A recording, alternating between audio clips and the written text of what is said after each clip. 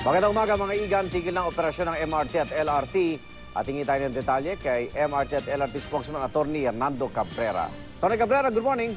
Good morning, Igan. Good morning sa ating mga viewers. Anong oras po itong pagtigil operasyon ng MRT at LRT? Well, actually, Igan, yung ating suspension, ginawa natin mga araw bago mag-suspend.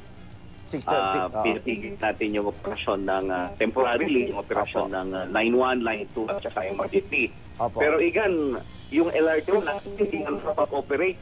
Magmula nung last year, hindi na kami nakapag-operate sa Line 1. Maraming debris na nagkalat sa ating relays at saka talaga nag-fluctuate yung power supply natin.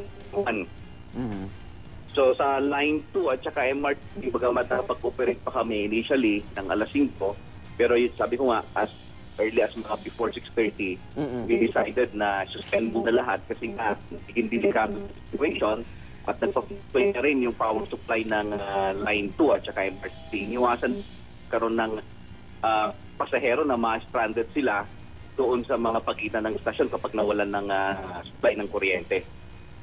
At yung pagbalik dito ng operasyon, depende sa... Depende yan, Igan, ano? Titignan natin, after na humupa itong bagyo, definitely mag-check muna tayo ng ating system kung safe itong gamitin. At kapag na-determine natin na safe itong gamitin, stop lang tayo mga pag-shoot natin.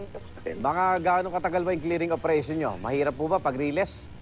Depende yan kasi mahaba-haba yung ating mga i-check upin na Igan. Ang primary situation talaga natin yan yung ating mga pasahero at ang ating mga personnel. Okay. Ingat kayo. Salamat po. Maraming salamat, Igan. MRT at LRT spokesman Attorney Hernando Cabrera.